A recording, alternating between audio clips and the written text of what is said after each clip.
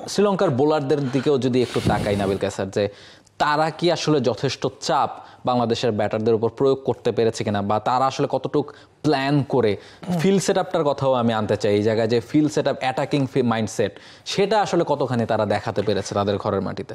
আমি যদি শুরু থেকে শুরু করি, গলে স্পিনারদের রাজত্ব হয়। গলে 2020 সালের পর থেকে 373টা উইকেট স্পিনাররা নিয়েছেন, যেটা পৃথিবীর আর কোনো মাঠে হয়নি। আমরা মিরপুর বলতে স্পিন ট্র্যাক বুঝি বা চট্টগ্রাম বলতে স্পিন ট্র্যাক বুঝি, গল কিন্তু তার চেয়েও বেশি স্পিনিং উইকেট। এবং মিরপুর বলতে আমরা যেটা বুঝি যে 150-200 run is a per score, বা 250 রান করলে আপনি জয়ের স্বপ্ন দেখতে পারেন। গল আবার তেমনটা না, গলে স্পিনাররা উইকেট পায় আবার রানও হয়। এখন আপনি যদি পেসারদের কথা চিন্তা করেন, আসিতা ফার্নান্দো 3টা উইকেট পেয়েছেন 80 রানে, রত্নায়কে 3টা উইকেট পেয়েছেন 38 রানে, মানে এই দুই বোলার মিলে 6টা উইকেট নিয়েছে। সব মশার বিরুদ্ধে সুরক্ষা দিতে এলো বসুন্ধরা এক্সট্রিম অ্যারোসল, মশার বিরুদ্ধে এক্সট্রিম সুরক্ষা। দুই পেসার, যার মধ্যে Asitha Fernando is a specialist pacer, Milan Rathnayake is a part time pacer বা অলরাউন্ডার বলতে পারেন। এই দুই বোলার মিলিয়ে 80 এবং 38 রান খরচায় 6টা উইকেট নিয়েছেন। অন্যদিকে আপনি দুই স্পিনারের কথা যদি বলেন, প্রভাত জয়সূরিয়া গলে যিনি মুড়িমুরকির মতো উইকেট নেন, প্রায় 50 ওভার বোলিং করেছেন, 150-এর ওপর রান দিয়েছেন, কোনো উইকেট তিনি পাননি। এছাড়া থারিন্ডু রাত্নায়কের কথাও যদি আপনি বলেন, 196 রান দিয়েছেন থারিন্ডু রাত্নায়কে, 3টা উইকেট তিনি নিয়েছেন। প্রভাত জয়সূরিয়ার কোনো উইকেট না পাওয়াটা শ্রীলঙ্কাকে অনেকখানি ব্যাকফুটে ঠেলে দিয়েছে। তিনি রান দিয়েছেন ওভার প্রতি 3.2 হারে, থারিন্ডু রত্নায়কে রান দিয়েছেন ওভার প্রতি 4-এর ওপরে। তো এই দুজন স্পিনার একেবারেই প্রভাব বিস্তার করতে পারেননি। গলে যেটা হরহামেশা স্পিনাররা করে থাকে সেটা তারা করতে পারেননি দেখেই শ্রীলঙ্কানদের আসলে এই অবস্থা। আসিতা ফার্নান্দো 3টা উইকেট নিয়েছেন, তিনি প্রথম দিনের সকালে শ্রীলঙ্কাকে একটা ভালো বেস তৈরি করে দিয়েছেন।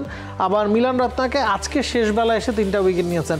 মাঝের সময়টাতে স্পিনারদের যখন রোল প্লেটা করা দরকার ছিল সেই সময় তারা ব্যর্থ হয়েছে, সে কারণে আসলে লঙ্কানরা ব্যাকফুটে আছেন। এই জায়গায় আমার কাছে মনে হয় যে উইকেট থেকে খুব একটা সহায়তা না পেলেও স্পিনারদের ক্ষেত্রে যেটা করণীয় হয়ে থাকে যে একের পর এক ডট বল করে প্রেশারটা ক্রিয়েট করা, সেটাও তারা করতে পারেনি। শান্তর ব্যাটিং স্ট্যাটটা আমরা দেখছিলাম যে প্রতি 1.5 বলের মধ্যে তিনি কোনো না কোনোভাবে রান বের করছেন, হয় বাউন্ডারি নিয়ে সিঙ্গেল নিয়ে, অর্থাৎ রান এসেছে নিয়মিত বিরতিতে, ডট বল হয়নি, প্রেশার হয়নি, ফলে সেই কারণেই খুব একটা চাপ প্রয়োগ করা যায় না। এবং এই মুহূর্তে দাঁড়িয়ে আসলে সেকেন্ডের শেষে এখনো বাংলাদেশই ব্যাটিং করছে, আমরা জানি না কালকে সকালে আবার বাংলাদেশ ব্যাটিং করতে নামবে কিনা, নামলে আসলে এই টেস্টের ফিউচার কোন দিকে যাচ্ছে। এই টেস্টের ফিউচার আনার জন্য আমার কাছে পার্সোনালি মনে হচ্ছে যখন লিটন আউট হয়ে গেছিল, আরও একবার বলছি, তখন বাংলাদেশের ইনিংসটা ডিক্লেয়ার করে দেওয়ার দরকার ছিল এবং শ্রীলঙ্কাকে অন্তত 10-15 ওভার জন্য আজকে ব্যাটিংয়ে নিয়ে আসলে যদি আপনি 2-3টা উইকেট নিতে পারতেন, that will be handy for Bangladesh.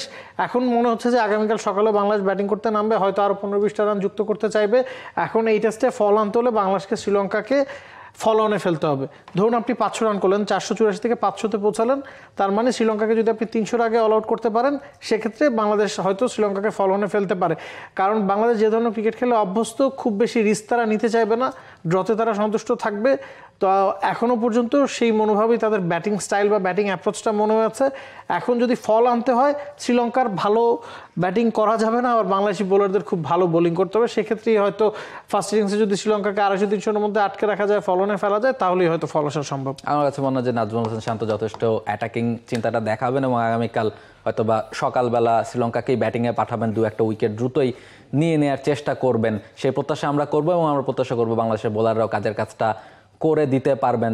For more updates, subscribe to our YouTube channel and click on the bell icon. Follow us on Facebook and Instagram. Download T-Sports app to enjoy exciting games and highlights. Visit tsports.com.